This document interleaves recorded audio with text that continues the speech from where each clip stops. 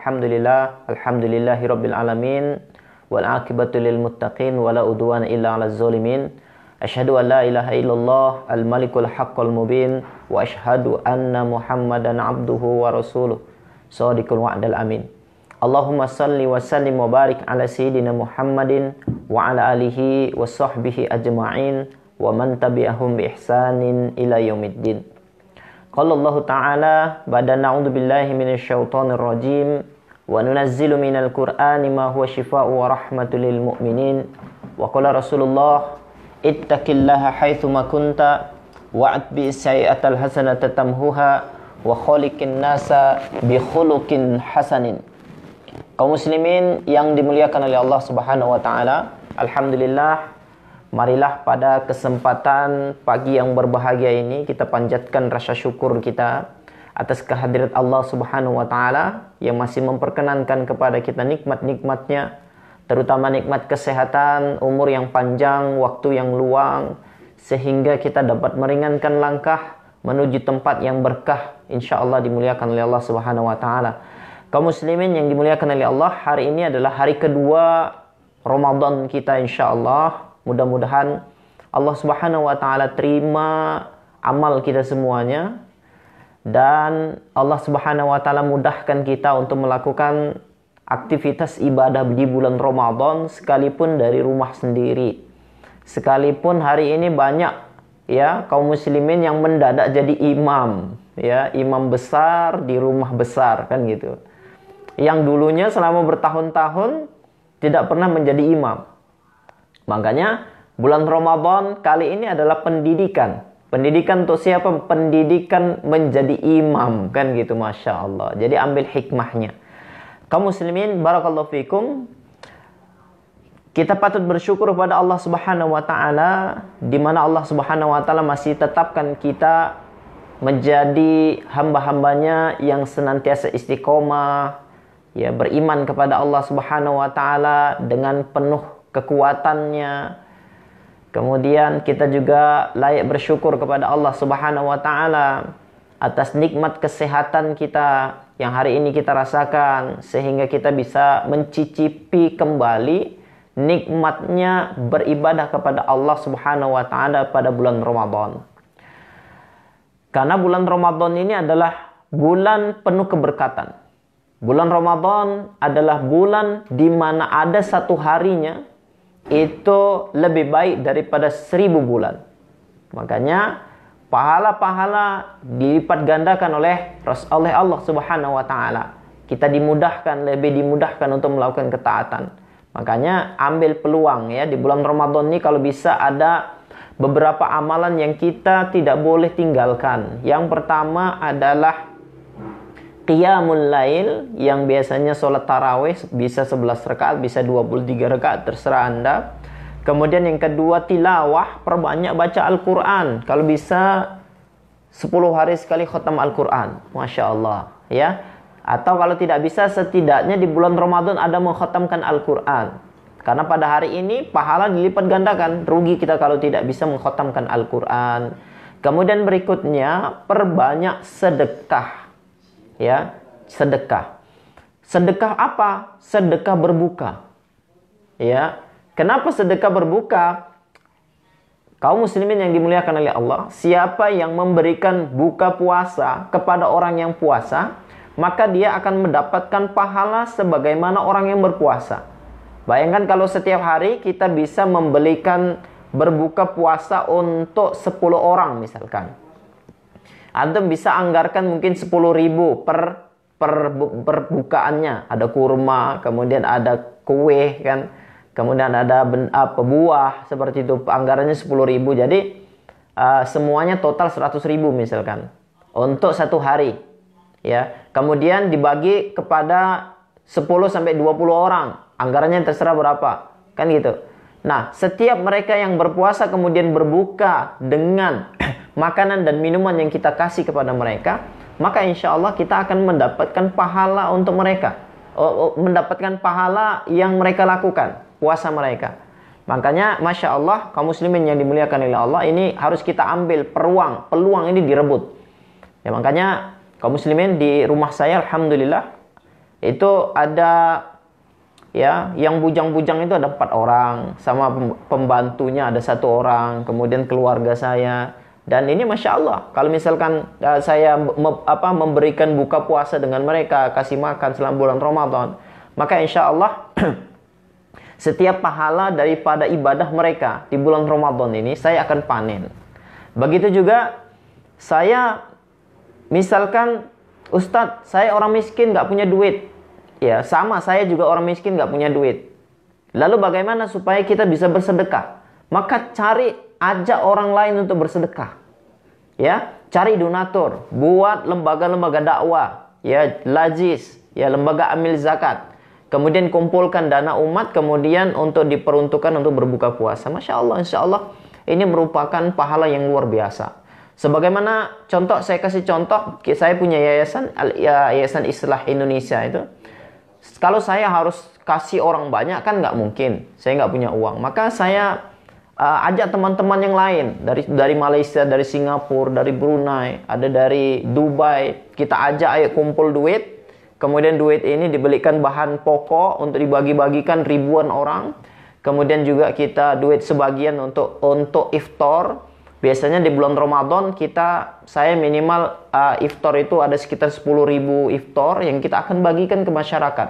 Bukan uang saya, tapi saya hanya sebagai perantara mengajak kepada saya punya teman-teman ya, yang mereka juga peduli, ayo bersama dengan saya kita berbagi-bagi ya. Kalau dulu tahun lalu misalkan ada beberapa pesantren, mungkin 4-5 pesantren yang kita tanggung biaya hidupnya selama bulan Ramadan. Jadi kalau ada 100 orang santri, maka 100 orang santri itu akan mendapatkan paket berbuka dan iftar dari kita. Bukan dari saya, tapi dari teman-teman yang saya kumpulkan. Hari ini karena kondisinya adalah corona dan seluruh pondok-pondok itu diliburkan pulang ke rumah, maka kita tidak dihilang kesempatan kita untuk berbagi kepada pondok-pondok itu untuk iftar, ya, seperti itu. Tapi insya Allah saya punya pondok di Bandung, dia karena tidak libur, maka selama 1 bulan insya Allah kita biayai untuk sahur dan iftar mereka. Maka kemudian Anda kalau mau pintar, cerdas dalam bersedekah, Anda bisa titipkan misalkan kalau Anda titipkan ke saya misalkan di Yayasan Islah misalkan. Maka kemudian harta yang kami bagikan itu kan banyak. Jadi bisa jadi walaupun Anda cuman memberikan 50.000, 100.000, tapi 50.000 dan 100.000 itu bisa jadi dinilai sama Allah Subhanahu wa taala adalah setiap butirnya di setiap makanan dan minuman yang dimakan dan diminum oleh para penghafal Al-Qur'an.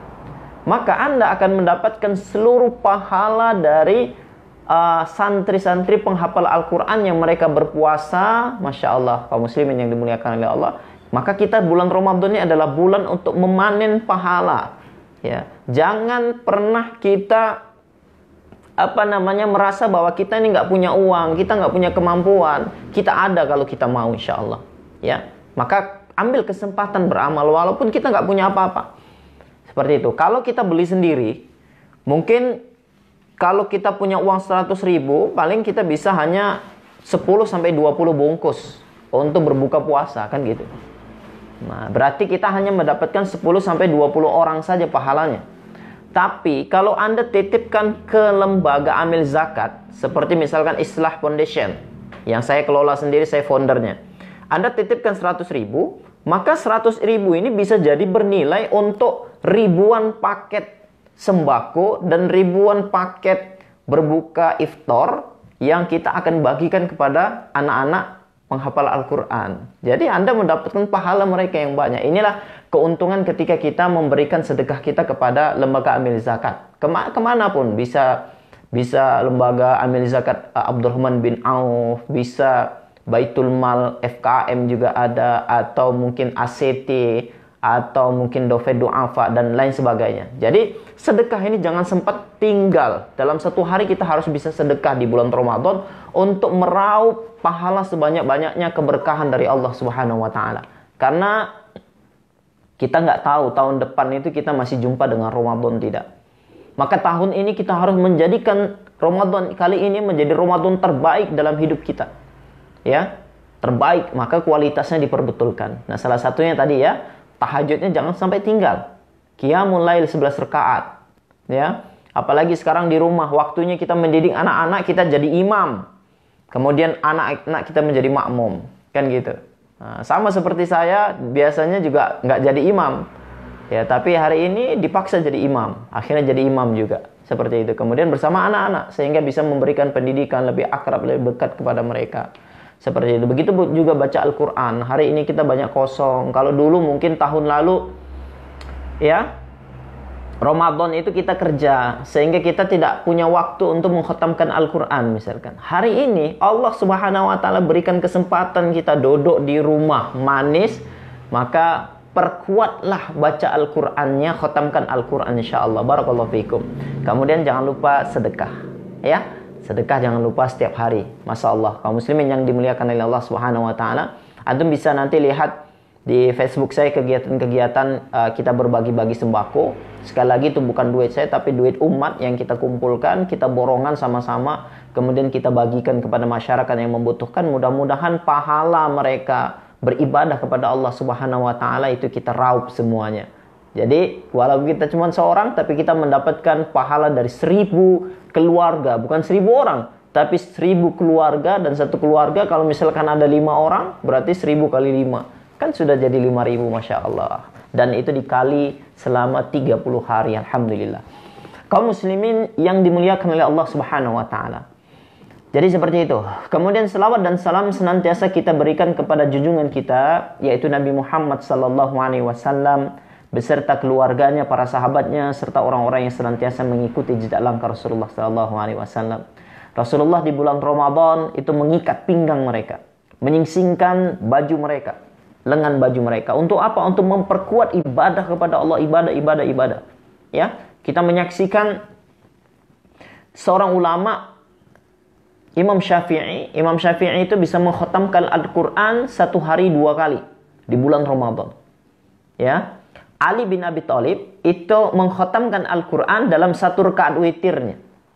Bayangkan, sebaik takbir Allahu Akbar, dia baca Al-Fatihah, dia baca Alif Lam Mim, kan, Al-Baqarah, Al-Imran, An-Nisa, terus sampai An-Nas. 1 rakaat witir. Masya Allah. Ya, betapa kuatnya para sahabat dahulu menjalankan ibadah di bulan Ramadan, bahkan mereka nggak ada buat apa-apa. Ya, duduk di rumah. Dan hari ini kita dikasih kesempatan, kaum muslimin yang dimuliakan oleh Allah Subhanahu wa Ta'ala, kesempatan duduk di rumah, tidak ada aktivitas kerja, maka perbanyak khotamkan Al-Quran.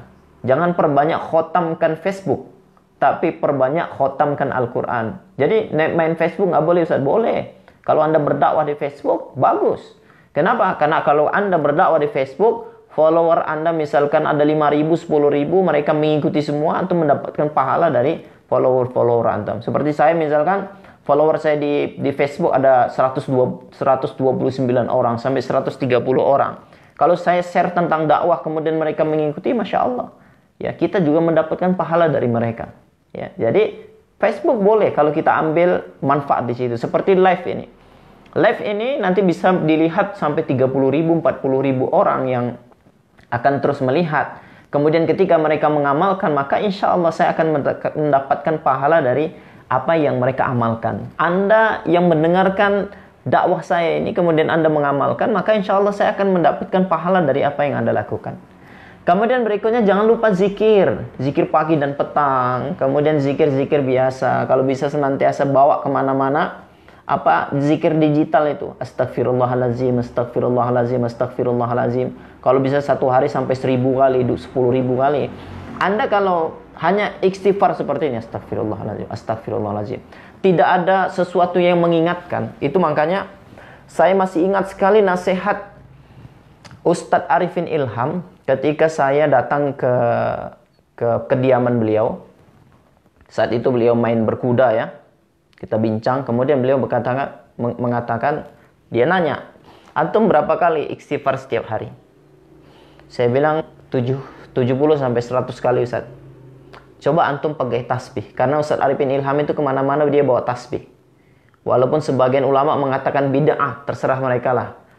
Yang penting niat kita itu bukan kita ibadah untuk tasbih itu. Tapi Ustaz Arifin Ilham mengatakan, peganglah tasbih. Kemanapun antum berada, pegang tasbih itu. Karena ketika antum memegang tasbih, biji tasbih, maka antum akan otomatis memainkan jari, kemudian beristighfar, astagfirullah, astagfirullah, astagfirullah, astagfirullah. Ya, dalam satu hari 5.000, 10.000 itu menjadi amalan yang sangat ringan ketika antum memegang ini. Ya, jadi kaum muslimin yang dimuliakan oleh Allah, salah satu cara untuk bagaimana kita memperbanyak zikir adalah kita harus punya alat untuk mengingatkan. Kalau ada alat yang di jari kita seperti tasbih, atau sekarang ada yang digital itu, tinggal pencet, tiba-tiba ada 10.000. Nah, itu lebih nikmat lagi. Kenapa? Karena kita bisa target. Semalam saya 1.000, hari ini 2.000, besok insya Allah harus 3.000. Jadi terus, astagfirullahaladzim, astagfirullahaladzim. Jadi sambil masak pun Anda istighfar, astagfirullahaladzim, astagfirullahaladzim. Tapi ke toilet nggak boleh ini. Nanti kalau ke toilet, nanti sekalian baca astagfirullah. Kan gitu, toilet tinggal dulu. Ya, nanti Anda sambil bicara, Masya Allah, saya ada itu. Saya dapat hadiah dari Abang Fadil di Sahalam. Bukan 1, langsung 6. Langsung 6 digital dia kasih berbagai warna. Alhamdulillah, saya pakai itu. Dan dia dapat pahala. Setiap saya beristighfar, saya berzikir dengan alat digital yang beliau hadiahkan, maka Abang Fadil, ya kalau dengarkan, Abang Fadil mendapatkan pahala dari setiap amal yang saya lakukan. Ini amalan orang cerdas sebetulnya. Jadi kasih hadiah para ustadz-ustadz, ulama-ulama itu hadiah zikir digital supaya mereka pegang. Setiap mereka berzikir, Anda akan mendapatkan pahala dari zikirnya itu. Masya Allah. Tanpa mengurangi pahala orang itu. Jadi ketika Anda berzikir, orang yang ngasih hadiah digital ini, itu dapat pahala Anda, tapi pahala Anda tidak terkurangi sedikit pun. Masya Allah. Itulah kemahaadilannya Allah Subhanahu wa Ta'ala, dan itulah keberuntungannya orang yang gemar bersedekah. Kalau kita pandai bersedekah itu luar biasa. Ya ambil itu, seperti tasbih, beli tasbih banyak-banyak. Kemudian kasih sama orang, bagi, ya. Terutama imam masjid, kemudian muadzin di masjid, kasih bagi. Ya, kasih tasbih yang mahal sedikit. Dari emas misalkan. Ya, dari emas. Jadi kemana-mana dia mesti bawa kan. Kenapa? Dan dia takut untuk membuangnya. Atau kalau tasbih biasanya sering orang gunakan tasbih koka itu ya. Tasbih koka itu bukan karena dia sesuatu yang ajaib, tapi memang kayu koka itu adalah kayu yang langka. Kemudian memang harganya mahal, kualitas bagus, kalau dipegang padat. Kemudian dengan kita menghadiahkan koka itu mahal sedikit memang. Harganya 200, kalau di Indonesia 150 sampai 200 ribu itu tasbih itu. Tapi orang sayang. Mau dia tinggal begitu saja, dia sayang, dia akan jaga, dia akan rawat kemana-mana dia bawa, dia bentuk zikir kan. Kita mendapatkan pahala, Masya Allah. Jadi kita perlu alat pengingat. Kenapa? Karena tingkat iman kita bukan seperti sahabat. Kalau sahabat dahulu, tidak ada yang bisa melupakan mereka untuk beribadah kepada Allah. Ya, kenapa? Karena hati mereka sudah melekat dengan Islam. Itu makanya para ulama, Said Qutb mengatakan, Rasulullah SAW telah berhasil mencetak sebuah generasi di mana Al-Quran itu tidak ditulis di kertas, di lembaran-lembaran kertas, tapi Al-Quran ditulis di lembaran-lembaran hati dengan cahaya Allah.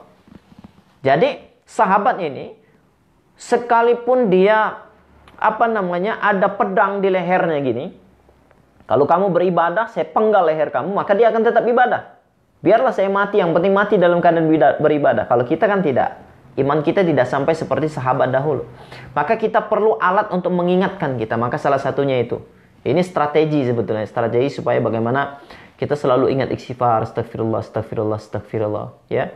Kalau saya tidak pegang alat digital tuh, atau tidak pegang tasbih, saya istighfar paling 100-200 itu paling banyak. Kalau satu hari. Tapi kalau pegang itu, memang selalu. Dan bisa dapat sampai 5.000 satu hari. Masya Allah. Ya, antum coba praktekkan. Ya, insya Allah apa yang saya katakan ini adalah sesuatu yang benar. Dan antum akan merasakan perbedaan daripada zikir antum ketika antum ada pengingat. Seperti itu. Ya, barakallahu fikum. Kaum muslimin yang dimuliakan oleh Allah Subhanahu wa taala, pada kesempatan ini berbahagia ini saya ingin berbicara tentang sihir cinta atau disebut sihir mahabbah. Sihir mahabbah ini apa? Sihir mahabbah ini adalah sihir yang dibuat oleh dukun. Ya, biasanya kalau di kalangan Arab adalah ini dilakukan oleh para suami-suami supaya istrinya tunduk dan mencintai dia saja. Ataupun bisa juga dilakukan oleh para istri-istri agar suaminya itu hanya mencintai dirinya seorang dan membenci siapapun wanita-wanita lain. Ya, ini sihir mahabbah namanya. Biasanya awal-awal dulu adalah istri menyihir suami, suami menyihir istri agar suaminya tunduk kepada istri atau istrinya tunduk kepada suami. Apapun yang dicakapkan, dibicarakan sama suami, dia tunduk, patuh, taat. Seperti itu. Itu sihir mahabbah awal-awal dulu. Hari ini sihir mahabbah ini sudah berkembang. Ya, bukan lagi istri yang menyihir suami, suami menyihir istri. Tapi orang lain menyihir orang lain. Contohnya, ketika ada seorang pemuda kemudian melamar seorang gadis yang dia cintai, kemudian lamarannya ditolak, maka kemudian nanti ya si pemuda ini karena hatinya marit, hatinya sakit, dia datangi dukun. Dia datangi dukun, kemudian dia minta kepada dukun supaya membuat ritual-ritual sihir sehingga wanita yang dulu dia lamar dan menolak itu disihir sehingga dia mencintai, cinta mati, cinta berat kepada lelaki tersebut. Maka kemudian si dukun pun membuat ritual-ritual tertentu.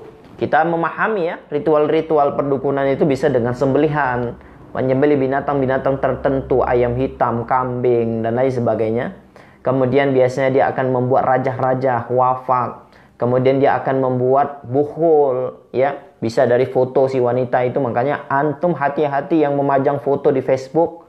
Ya, saya ingatkan sekali lagi yang suka memajang foto di Facebook, terutama wanita, hati-hati. Kenapa? Karena orang ketika melihat antum cantik, menarik, dia bisa jadikan foto Anda di Facebook itu untuk menjadi media sihir. Nanti bisa di print, ya, dicetak di foto, di tempat foto, kemudian itu bisa jadi media Anda terkena sihir. Dan salah satu sihir yang akan menimpa Anda adalah sihir mahabbah. Ada orang yang mencintai Anda, ada yang suka dengan Anda, kemudian Anda disihir supaya Anda tergila-gila sama dia. Ya, kalau Anda tidak kenal sama dia, maka Anda akan dizinai setiap tidur. Ya, setiap tidur. Gimana zinanya? Zinanya dalam mimpi. Jadi setan itu akan diutus untuk menikmatin tubuh Anda. Maka hati-hati yang suka memajang foto di Facebook, ya. Sekalipun fotonya pakai jilbab panjang, purdah, menunjukkan saya sedang berdakwah kan gitu. Dakwah apa? Dakwah hijab.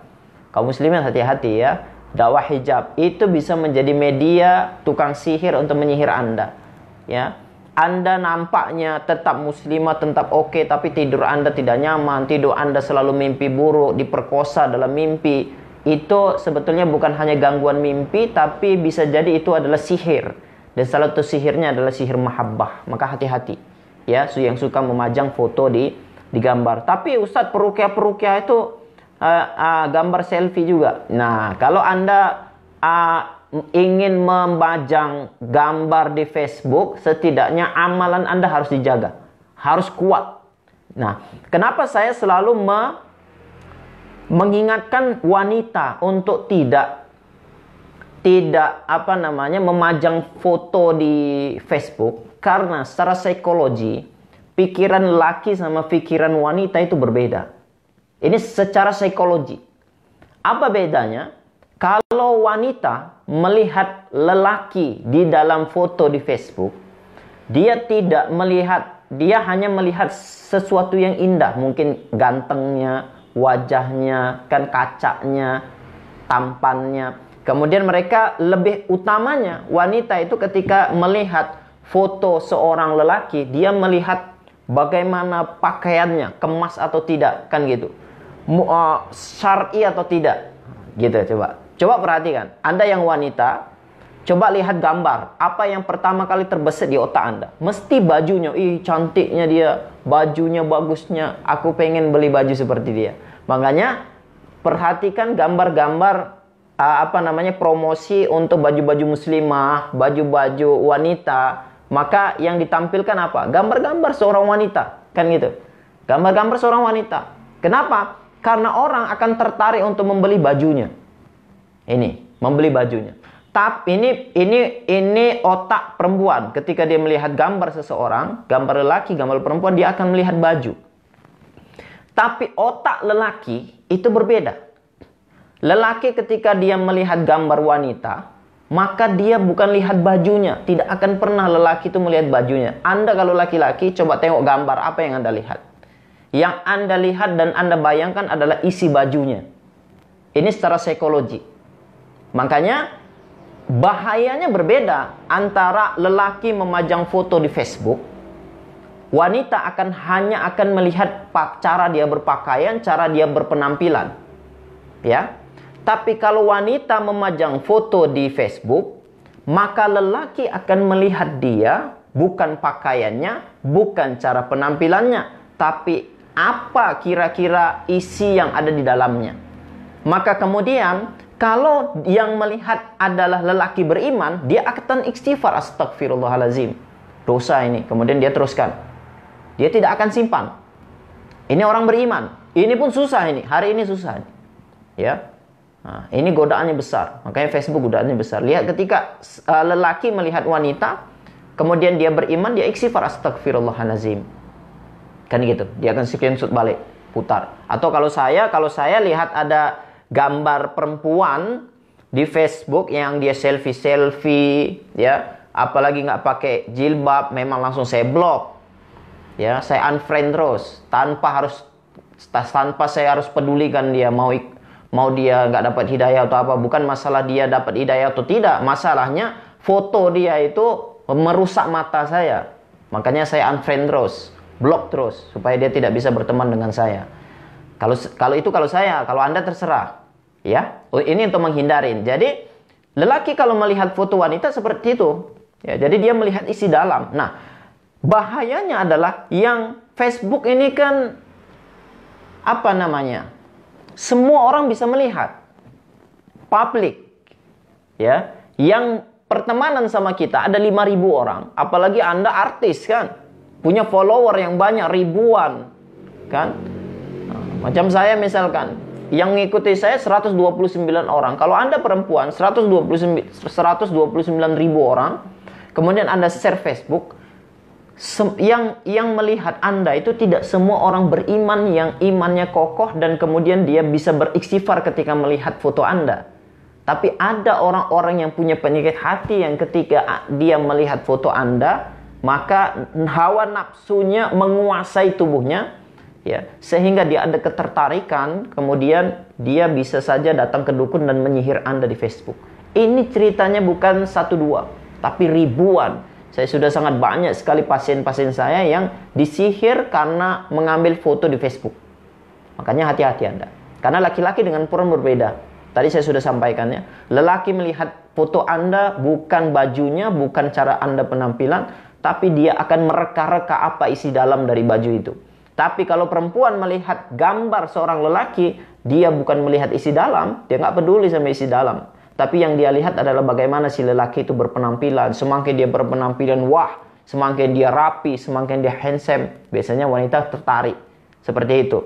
Kaum muslimin yang dimuliakan oleh Allah Subhanahu wa taala, maka kita menghindari orang-orang yang punya penyakit hati ini. Apalagi hatinya sudah gelap, apalagi ada dukun. Ya, ada dukun di dalam Facebook kita yang kemudian dia melihat foto kita, dia tertarik. Subhanallah, dukun itu bisa mengirimkan khodam. Jadi ada ilmu perdukunan, dalam perdukunan ini sangat dikenal. Ada ilmu perdukunan itu yang bisa menguasai alam mimpi. Jadi dia ketika Anda tidur, dia akan mengutus khodamnya, ya, kemudian datang ke Anda, kemudian mengganggu tidur Anda. Kemudian di dalam mimpi itu Anda dizinai. Dan khodamnya yang menzinai, tapi dukun itu merasakan nikmatnya. Nah, itu dalam dunia sihir ada, ya, dan ini sangat masyhur, sangat Sering sekali kita dapatkan, saya juga sangat sering sekali. Makanya hati-hati memajang foto di Facebook dan di internet seperti itu. Yang kedua, kalaupun Anda harus memajang foto, maka ucapkanlah doa Bismillah atau Bismillahilladzi la yadurru ma ismihi syai'un fil ardi wala fis samai wa huwas samiul alim. A'udzu bikalimatillahi tamma min syarri ma khalaq. Anda harus berzikir dan berdoa mohon perlindungan kepada Allah, karena memang ini alat promosi. Misalkan Anda jualan baju, kan nggak mungkin tidak pakai gambar, kan gitu. Kita harus pakai gambar, tapi ini zikirnya harus lebih kuat, ya, lebih kuat, ya, seperti itu. Kemudian berikutnya, Anda jangan pernah ke dukun, ya. Ini masih dalam lingkup daripada sihir cinta, ya, sihir mahabbah. Ketika Anda datang ke dukun, maka salah satu cara ritual yang paling masyhur dalam perdukunan adalah perzinaan, ya, perzinaan.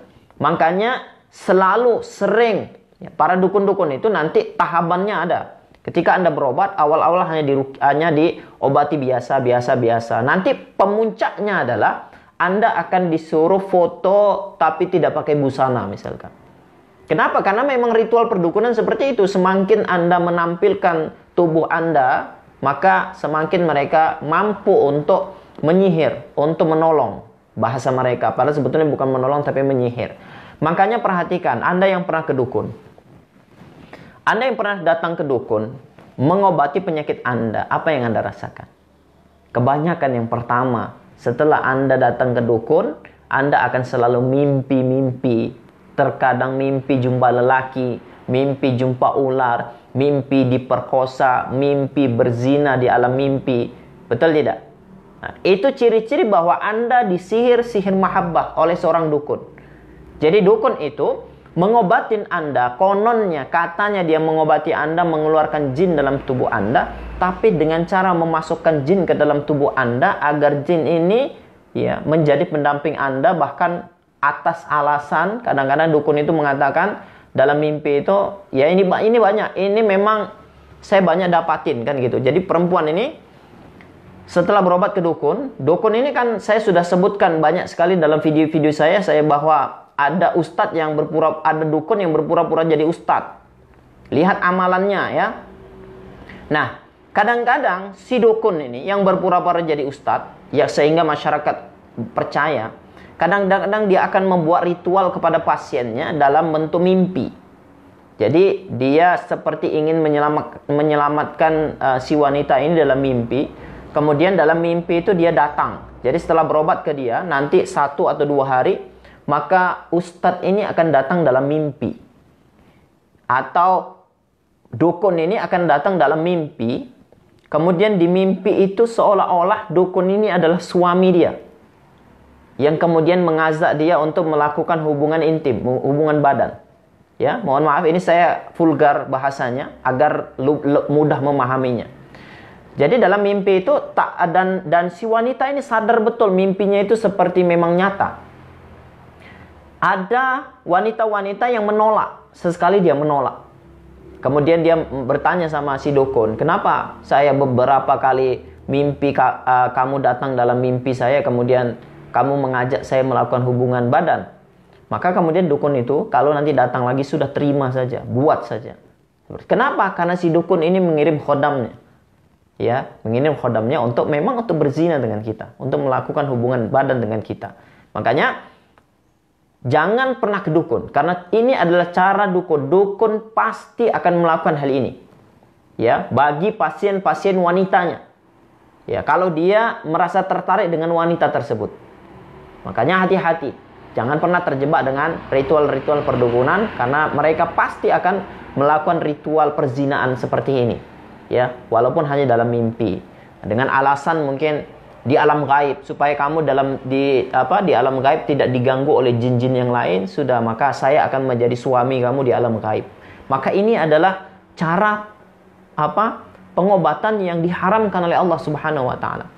Bahkan sebagian dukun-dukun ini, ya, ini termasuk lingkup daripada sihir mahabbah, sihir cinta juga, yang kemudian melakukan perzinaan kepada pasiennya di alam batin atau di alam gaib.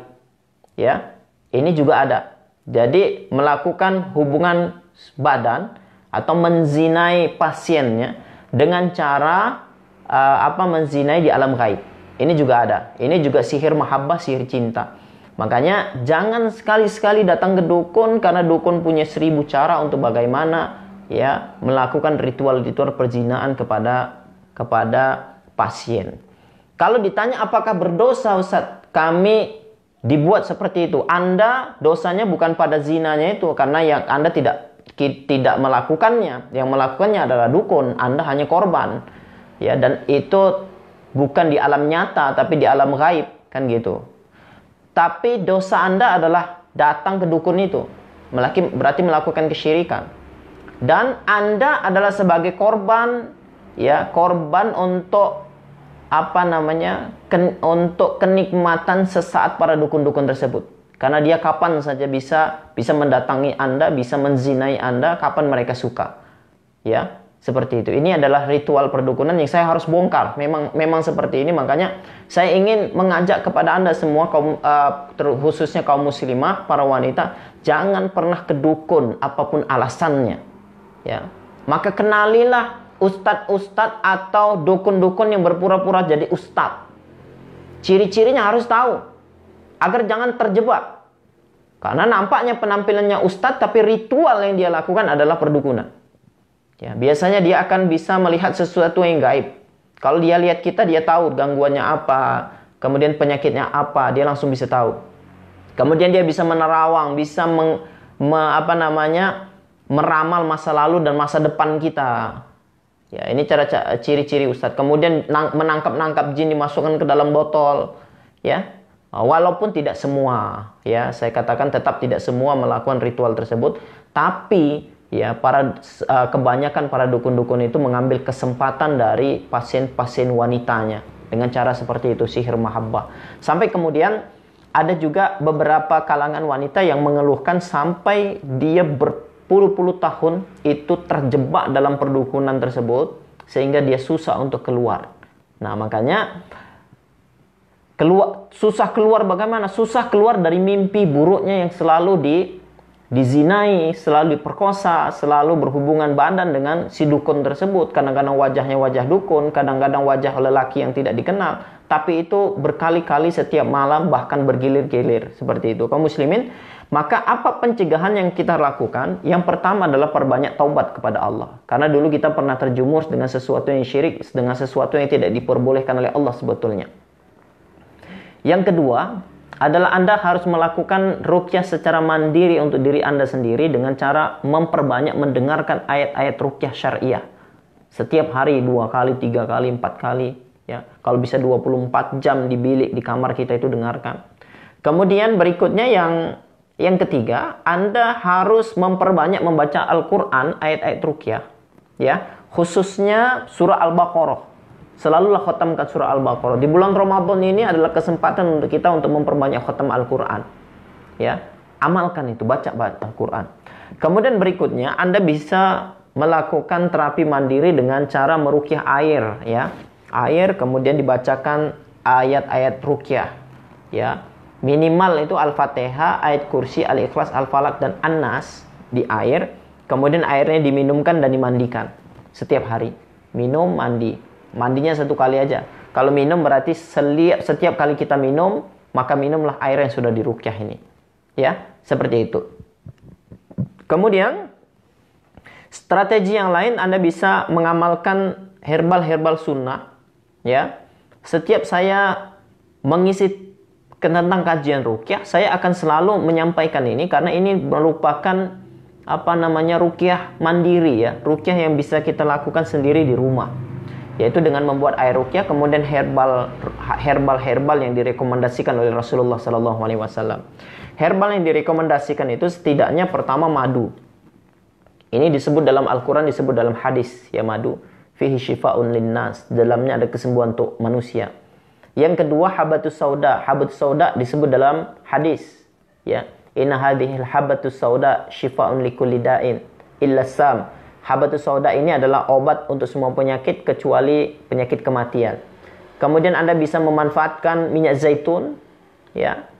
Kullu zait waddahinu bih. Makanlah minyak zaitun, minumlah minyak zaitun, dan minyakkanlah tubuhmu dengan minyak zaitun. Ya. Makanya salah satu upaya cara kita untuk menghancurkan sihir dalam tubuh, penyakit ain dalam tubuh kita adalah dengan membalurkan minyak zaitun ke seluruh tubuh kita. Ya, badan, kemudian kepala semua, insyaallah. Anda yang terkena gangguan sihir, maka lakukan itu, insyaallah gangguan sihirnya akan hilang. Begitu juga minyak habatus sauda. Habatus sauda ini dimakan juga sama dengan minyak zaitun, dimakan juga, diminum. Kemudian dioleskan ke seluruh tubuh. Kalau minyak zaitun, habatus sauda cukup di bagian-bagian yang sering sakit. Kalau Anda terkena sihir mahabbah, maka bagian yang paling sering sakit adalah dada, ya, sering sesak, kemudian sakit perut, sakit perut, kemudian sakit di sini belakang, kemudian sakit di kepala. Kemudian Anda yang selalu terkena sihir mahabbah, sihir cinta, dan Anda selalu mimpi melakukan hubungan badan, zima, maka Anda harus mengoleskan minyak habatus sauda yang sudah dibacakan ayat ruqyah di alat vitalnya. Kalau lelaki berarti di alat vitalnya, perempuan juga sama. Ya, di daerah itu, karena jinnya biasanya bersarang di kemaluan, ya, di alat vital kita. Seperti itu. Maka disitulah dioleskan minyak zaitun. Maka insya Allah ini akan sedikit melindungi kita dari gangguan sihir mahabbah tersebut, terutama sihir-sihir yang masuknya dalam mimpi yang menguasai mimpi kita, seperti itu. Kemudian kaum muslimin yang dimuliakan oleh Allah, kurma azwa. Kurma azwa, nanti insya Allah saya akan upload bagaimana cara menggunakan meracik kurma azwa ini menjadi makanan sunnah untuk pengobatan sihir, ya. Antum lihat di YouTube saya, insya Allah nanti hari ini akan saya upload videonya bagaimana caranya. Nah, kemudian bagaimana cara pemanfaatannya? Kalau madu diajarkan oleh Dr. Sa'ad Sa'id, ya. Madu ini kalau antum mau menghancurkan sihir, maka bisa digunakan 1 kilo madu dicampur dengan 3 liter susu. Ya, susunya susu asli seperti susu sapi atau susu kambing. Kemudian dicampur jadi satu, baca Al-Fatihah, Al-Ikhlas, Al-Falaq, dan An-Nas, ya. Kemudian bisa tambah qul ya ayyuhal kafirun 3 kali. Kemudian 3 liter susu ini dipisah jadi 3. Jadi 1 liter, 1 liter, 1 liter. 1 hari diminum pagi hari sampai habis. Yang 1 bagian diminum setengah hari sampai habis. Yang 1 bagian diminum sampai habis juga malam hari. Kalau puasa Ramadan berarti kita bisa melakukan 2, ya. Sebelum sahur dengan nanti setelah berbuka. Berarti 2 kali, berarti 2 liter saja sudah cukup, ya. Kemudian itu untuk mengkonsumsi madu kalau mau membersihkan gangguan-gangguan sihir, khususnya sihir mahabbah ini, insya Allah juga bisa. Kemudian berikutnya, bagaimana cara memanfaatkan minyak zaitun. Minyak zaitun itu dibacakan, ya, minyak zaitun seperti ini. Bacakan Al-Ikhlas, bacakan Al-Fatihah, Al-Ikhlas, Al-Falaq, dan An-Nas, kemudian qul ya ayyuhal kafirun. Kemudian dihembuskan, setelah dibaca 3 kali dihembuskan, kemudian dioleskan ke seluruh tubuh. Ya, ini juga bisa dilakukan kepada anak-anak. Seperti itu, ya. Anda yang tadi terkena sihir mahabbah, maka ini obatnya. Insya Allah luar biasa. Kemudian kurma azwa, ya. Rasulullah SAW mengatakan man tasabbaha bi sab'in tamaratin azwa la yadurruhu dzalikal yaum sirrun wala sihrun. Siapa yang pada pagi hari memakan 7 butir kurma azwa, maka pada hari itu tidak akan membahayakan untuknya racun dan sihir. Jadi orang yang mengkonsumsi habatus sauda 7 butir setiap pagi, maka dia tidak akan terkena sihir dan tidak akan terkena racun. Maka konsumsilah, ya, kurma azwa ini. Walaupun kurma azwa ini agak mahal, walaupun kurma azwa ini susah untuk didapatkan, Anda yang punya dana, Anda yang punya uang, daripada Anda beli obat-obat lain, sudah beli kurma azwa. Kemudian makanlah 7 butir setiap pagi, maka insya Allah gangguan sihirnya juga akan hilang dengan izin Allah Subhanahu wa Ta'ala. Begitu juga Anda bisa menggunakan minyak kasturi. Minyak kasturi ini adalah minyak yang paling disukai oleh Rasulullah SAW, sehingga syaitan itu sangat membenci wangian daripada minyak kasturi ini. Anda bisa lakukan, baca dulu, ya, bacakan dulu ayat-ayat tadi yang saya sampaikan, Al-Fatihah, ayat kursi, Al-Ikhlas, Al-Falaq, dan An-Nas, itu Anda bacakan. Kemudian dioleskan di anggota tubuh yang sering selalu sakit ya, seperti di kening, di dada, di perut, seperti itu. Ini juga bisa jadi terapi untuk kita. Kemudian karena wanginya segar, nikmat, maka kemudian kita jadi rileks kan. Kemudian karena rileks itu hati kita menjadi tenang, maka kemudian fisik kita juga akan menjadi sehat, hamba-hamba Allah Subhanahu wa taala yang dimuliakan oleh Allah Subhanahu wa taala. Seperti itu tips-tips daripada mencegah gangguan-gangguan sihir. Ustadz, apakah kita harus mendapatkan buhul sihirnya untuk kemudian supaya kita menjadi sehat? Iya, kalau Anda bisa mendapatkan buhul sihirnya, silakan dicari buhul sihirnya. Tapi ini susah. Ya, kalau tidak dapat, maka apakah cukup dengan ruqyah ya mandiri yang saya lakukan tadi? Insya Allah sudah sangat cukup sekali. Tinggal kita bagaimana istiqomahnya saja. Ya, dan Anda kalau perhatikan live saya dari awal sampai akhir, saya selalu akan bicarakan tentang ini. Bagaimana terapi mandirinya, mendengar ayat ruqyah, membaca ayat ruqyah, meminum air yang sudah diruqyah, dan herbal-herbal. Selalu saya sampaikan ini. Kenapa? Karena ini merupakan formula terbaik yang selama belasan tahun saya lakukan. Ya, ini sudah melewati daripada ribuan, bahkan puluhan ribu, bahkan ratusan ribu uji coba kepada pasien-pasien kami, klien-klien kami yang mengeluh penyakit gangguan medis. Insya Allah sangat mudah. Banyak sekali orang-orang yang ketika awal-awal saya dulu ke Malaysia, banyak yang bertemu dengan saya, kemudian mereka mengeluh sudah diruqyah bertahun-tahun, bahkan belasan tahun, puluhan tahun diruqyah, tapi nggak sembuh-sembuh. Ya, dan alhamdulillah mereka sembuh dengan ikhtiar yang saya lakukan. Kenapa? Memang ini merupakan penemuan, uji coba yang sudah sangat lama. Nggak bisa hanya dengan diruqyah sama seorang ustadz. Kalau kita hanya diruqyah sama ustadz, kita bisa ruqyah kepada ustadz berapa banyak? Mungkin 1 minggu sekali, atau bahkan 1 bulan sekali. Ya, tapi kalau kita melakukan ruqyah sendiri, secara mandiri, maka ruqyah mandiri yang secara sendiri ini bisa kita lakukan setiap saat, kapan saja, di rumah kita sendiri. Ya, seperti itu. Jadi kita membangun kekuatan dari diri kita sendiri. Lambat, tapi kesembuhannya insya Allah sempurna. Ya, seperti itu. Makanya lakukan ruqyah mandiri, tips-tips yang saya ajarkan, sehingga Anda tidak perlu lagi mencari ustadz-ustadz kan gitu. Tapi ustadz, kalau misalkan kami minta tolong kepada ustadz di ruqyah, bisa nggak? Ya, tapi kami jauh, misalkan saya di Singapura, saya di Saudi misalkan, bisa. Ya, nanti secara online bisa bagi yang membutuhkan. Sebagaimana kemarin saya meruqyah dari Malaysia, muntah-muntah, dialog kita, dialog, kemudian akhirnya dia bisa masuk Islam, alhamdulillah, kan? Begitu juga dengan yang lain-lain, ya. Kita sempat berdialog, kemudian mereka bertobat kepada Allah Subhanahu wa taala, jinnya itu, ya. Kemarin meruqyah dari Saudi, ibu yang dia kerja di Saudi, kemudian ada dari Swiss, ya, dari Amerika, dari Kanada, ya. Berarti ruqyah secara online. Mereka telepon saya di WhatsApp, kemudian saya ruqyah mereka, dan alhamdulillah ini kalau rutin juga akan berkesan, tapi syaratnya dia harus mengikuti bimbingan saya. Jadi amalan-amalan, ajaran-ajaran yang saya ajarkan, bagaimana cara merakwat, meruqyah diri sendiri, itu dia amalkan. Karena ini luar biasa, dan ini insya Allah yang akan merubah gangguan yang dia lakukan yang sulit ya sembuh menjadi mudah untuk disembuhkan. Barakallahu fikum. Kaum muslimin yang dimuliakan oleh Allah Subhanahu wa taala, materi saya sudah selesai. Mungkin kita akan buka sesi tanya jawab. Silakan bagi Anda yang punya pertanyaan, silakan ditanyakan ditulis di Facebook. Oke, Assalamualaikum. Ustadz mau tanya. 2 hari sebelum puasa ketika santai, tiba-tiba leher saya kok berat dan seperti masuk ke dada dan perut.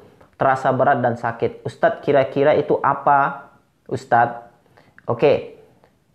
Kita nggak bisa memastikan apakah ini gangguan atau tidak. Untuk memastikan gangguan atau tidak, maka Anda harus melihat ciri-ciri yang lain. Atau kalau ciri-ciri sakit di fisik, orang terkena gangguan jin itu selalu sakit di kepala, sakit di mata, sakit di dada, sakit di pundak belakang, sakit di pinggang, sakit di perut.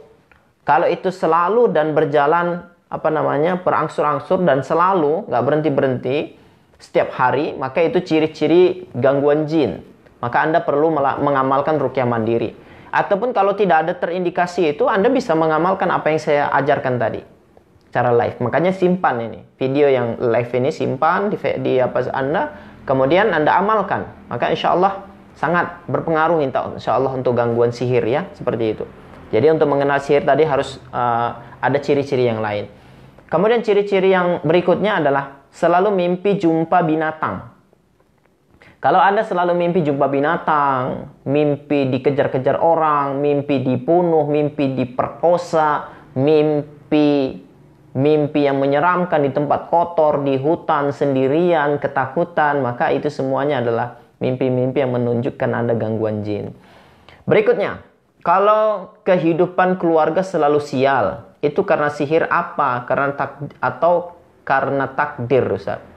Oke, takdir ya, tapi ada jenis sihir yang disebut dengan sihir kebangkrutan. Sihir kebangkrutan ini sebetulnya masuk kategori sihir tafrid, sihir perceraian. Ya, seseorang disihir supaya dia bercerai-berai dengan bisnisnya, bercerai-berai dengan rekan bisnisnya. Rekan bisnisnya itu tiba-tiba membenci dia, tiba-tiba memutuskan hubungan dengan dia. Maka ini adalah sihir. Ya. Maka kalau yang dimaksud adalah seperti ini, sihir-sihir yang diutus untuk merusak keluarga kita, merusak rumah tangga kita, merusak bisnis kita, maka amalkanlah amalan-amalan yang saya ajarkan tadi. Maka insya Allah gangguan-gangguan sihir tadi yang tadi Anda lakukan insya Allah akan hilang ya. Seperti itu. Oke, pertanyaan yang lain kalau ada, ntar saya akan lihat. Assalamualaikum warahmatullahi wabarakatuh. Dari Jakarta. Oke, nggak ada lagi di page ya.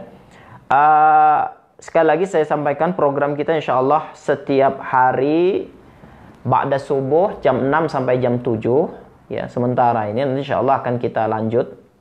Kemudian nanti live kita akan juga bersama teman-teman yang lain juga seperti itu. Oke. Silahkan kalau ada pertanyaan lagi. Kalau tidak ada, maka kita akan tutup. Oke, kaum muslimin yang dimuliakan oleh Allah Subhanahu wa taala. Tadi saya sudah sampaikan beberapa cara untuk merawat atau mengobati pengaruh gangguan sihir yang menimpa kita. Anda amalkan itu secara rutin. Biasanya ini akan terjadi kesembuhan atau sihirnya akan terputus sekitar 60 sampai 70 hari. Maka lakukan dulu, nanti 60 atau 70 hari nanti gangguan sihirnya akan hilang dengan izin Allah Subhanahu wa taala. Selanjutnya terus praktekkan ini sebagai penguat diri kita, pembentengan diri kita sehingga sihir-sihir itu nggak bisa masuk lagi. Karena yang selalu dikeluhkan oleh orang-orang yang terkena gangguan jin ini adalah ketika dia melakukan terapi kemudian sembuh, tapi selang beberapa minggu, selang beberapa bulan, dia terkena gangguan jin lagi. Ya, ini adalah keluhan yang selalu disampaikan. Maka Anda kalau mau sembuh secara permanen, nggak terkena gangguan lagi, insya Allah Anda bisa lakukan ini terus menerus. Sehingga kalau dulu dia hanya untuk terapi, amalan-amalan tadi hanya untuk terapi untuk membersihkan gangguan jin atau sihirnya, tapi setelah gangguan jin dan sihirnya hilang, maka insya Allah dia akan menjadi pembentengan bagi diri kita. Maka lakukan kaum muslimin yang dimuliakan oleh Allah Subhanahu wa taala sehingga nanti kita akan tercegah dari gangguan-gangguan sihir yang akan menimpa kita. Kemudian sekali lagi nasihat saya, perbanyak bertaubat kepada Allah Subhanahu wa taala, perbanyak berzikir. Oke, ada pertanyaan ini. Ustadz, malam kemarin saya jumpa ular hitam, kecil-kecil banyak. Ada seseorang yang lempar ular itu kepada saya. Lepas itu jatuh ke tanah dan ular lekat dengan kiri saya, tangan kiri saya. Bangun pagi saya tadi lemah dan sakit kepala. Maka ini ciri-ciri sihir ya. Ini ciri-ciri sihir, ular ini ciri-ciri sihir. Maka Anda perkuat lagi amalan-amalan terapi pengobatan sihirnya. Ya, herbalnya, dengarkan ayat ruqyahnya, zikirnya diperkuat ya. Kenapa? Karena ini ciri-ciri sihir itu dikirim balik ya, atau disihir ulang. Maka perbanyak Anda melakukan amalan-amalan pembentengan, kemudian amalan-amalan terapi untuk gangguan sihirnya. Barakallahu fikum.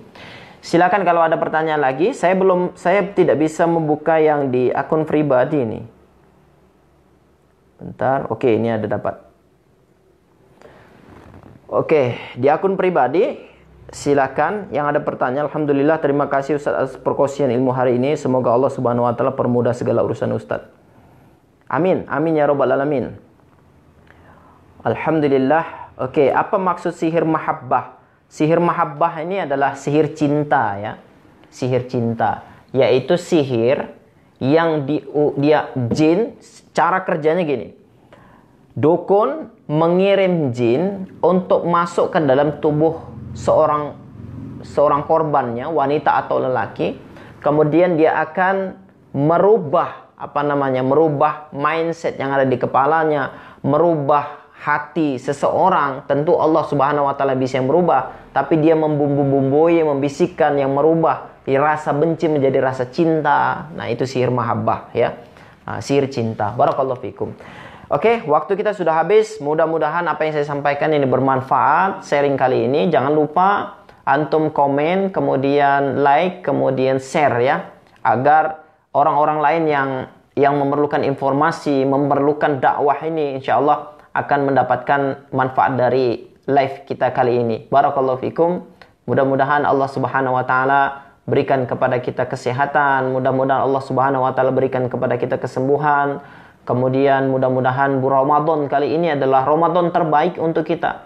Mudah-mudahan Ramadan kali ini adalah Ramadan yang paling berkah untuk kita, sehingga Allah Subhanahu wa taala mudahkan kita dalam beramal, istiqomahkan kita dalam melakukan ibadah-ibadah kepada Allah. Barakallahu fikum kaum muslimin.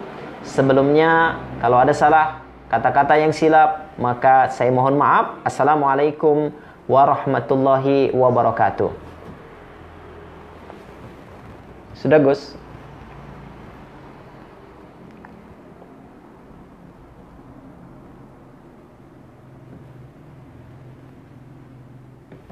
Oke.